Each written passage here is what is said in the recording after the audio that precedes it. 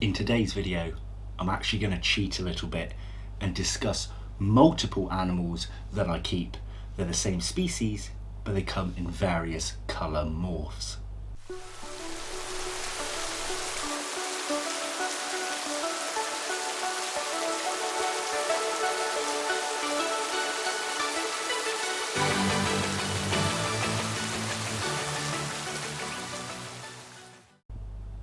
Hello and welcome back to Bug Realms. On this channel we like to discuss all things creepy crawly, so if that's something that interests you, please consider subscribing to the channel. So as I stated in the intro, we are going to be discussing various isopods that I keep today, but they are all in fact the same species, and that is the Porcellionides pruinosus. Now there might be a couple of isopod species where I'm going to talk about various colour morphs in one video, but there will be others that will have their very own special video, even if they're the same species but a different colour, if you see what I mean.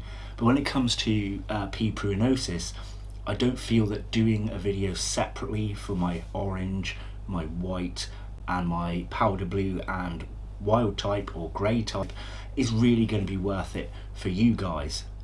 Now there are actually other colour morphs, believe it or not, of the P. pruinosus. You can get things like Oreo crumble, for example, which is a very pretty white and blackish coloured isopod, but I listed the ones I currently own.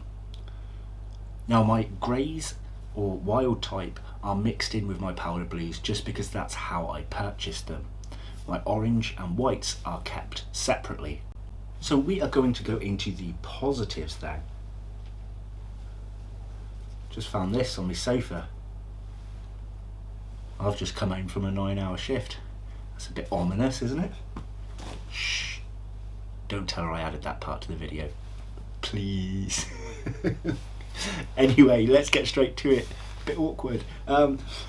We're going to start off with the positives of the P. I'm sorry, that's in my... I'm going to have to throw that somewhere else. Get out of my sight. Get out of my mind. We're going to talk about the positives of the P. pruinosus. Now you'll probably see from various other videos and information online that they're great for bioactive setups.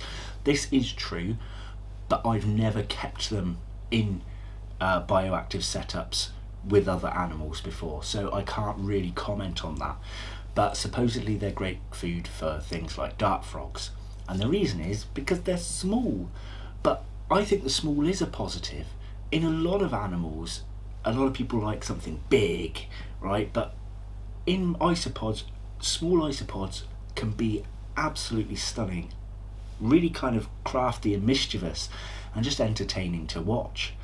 And P. pruinosus is definitely one of those. So yes, they come in a small size, but they're also incredibly active, which means when you lift the lid of an enclosure, so you've disturbed the enclosure slightly, they will be frantically running around. I personally really like that in isopods because there's nothing worse than wanting to go check on your pods, you open an enclosure and you see nothing. It makes you panic. Where are they? You have to go and rummage through, but you're not going to get that with the pruinosus. They are pretty easy to spot in any enclosure. Now of course, as we mentioned different colour variants, that is also a positive to me. I'm one of these people that I absolutely obsess over colour morphs of things. Good thing I'm not in the snake hobby, because if I was, this room would be full of snakes and they're different colour morphs. But I know nothing actually about snakes, so we're not going to go into that today. But for me personally, I do obsess over things like that.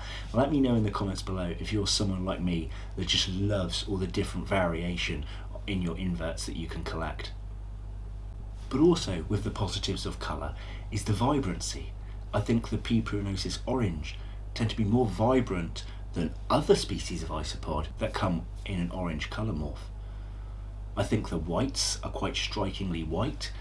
Something to bear in mind that if you do keep white isopods and you feed them purplish foods or orange foods a lot, they will take on a sort of tinge of that colour while they're eating it, and they will eventually go back to their standard colour. So you can actually see a change in what they look like compared to their diet, and I'm assuming that's to do with the digestion of the food. I'm not what's the word for isopod? Isopodologist? I don't think that's actually a term, but you know what I mean. I'm not an expert in the field of isopods, so I don't quite know how that works, but I do know that when I fed my whites a lot of carrot, they do get an orange tinge. If you feed them a lot of beetroot, they tend to get a reddish purpley tinge. But without those kind of foods, I think the P. pruinosus whites are very bright white. I really like that.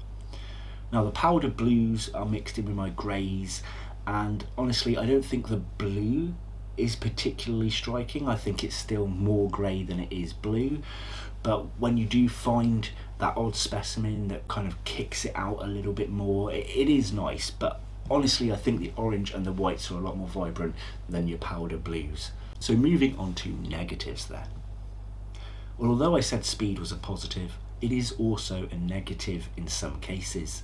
For example, if you are trying to examine your isopod, check its health, to check whether it's got a brood under it, or so on and so forth, or if you want a child to hold it, the speed can be a pain.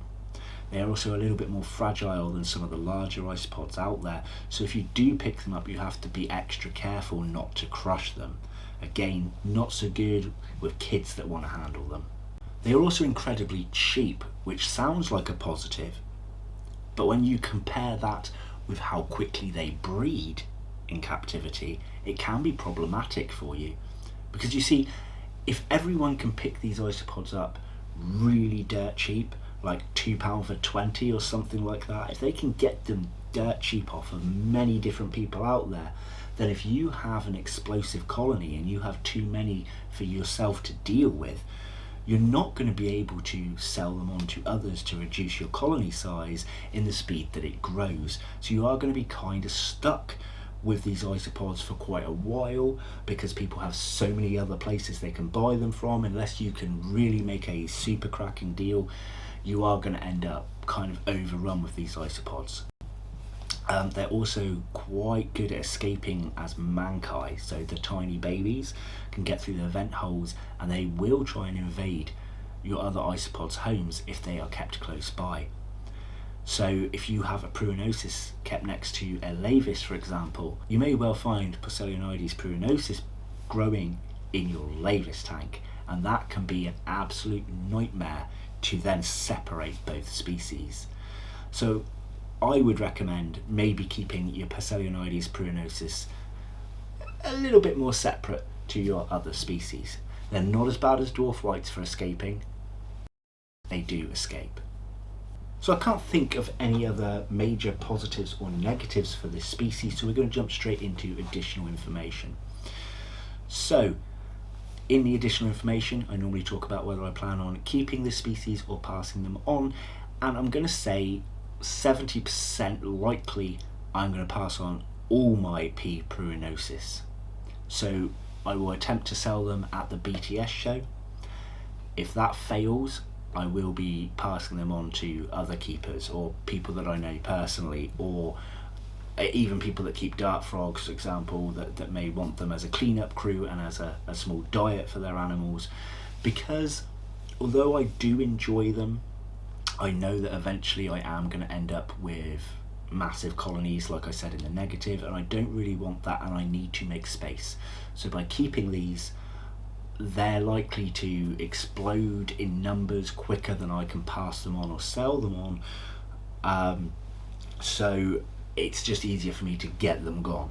So likelihood is I will have some of these guys for sale at the BTS, and if not, they will be sorted out afterwards.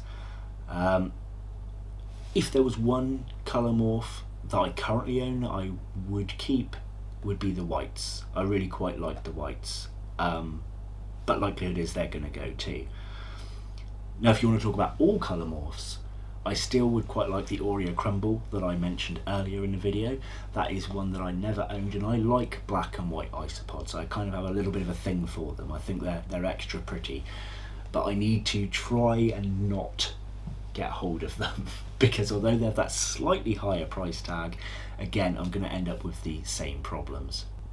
So I'm going to wrap this video up. I hope you enjoyed learning about my personal keeping experience with the P. pruinosus, and if they do interest you, please do not be put off by my personal negatives. Some people really do have the time to keep huge colonies. I just don't have the time or space personally, but Really good fun isopods, and if that's something that interests you, please by all means go and get yourself some, especially when they're on offer, because then you're picking them up for next to nothing, pretty much pennies. Anyway guys, I am wrapping this up now. We have a tarantula video coming at you next time, and then the video after that will be another isopod video. So I hope you look forward to them. Take care guys, bye bye.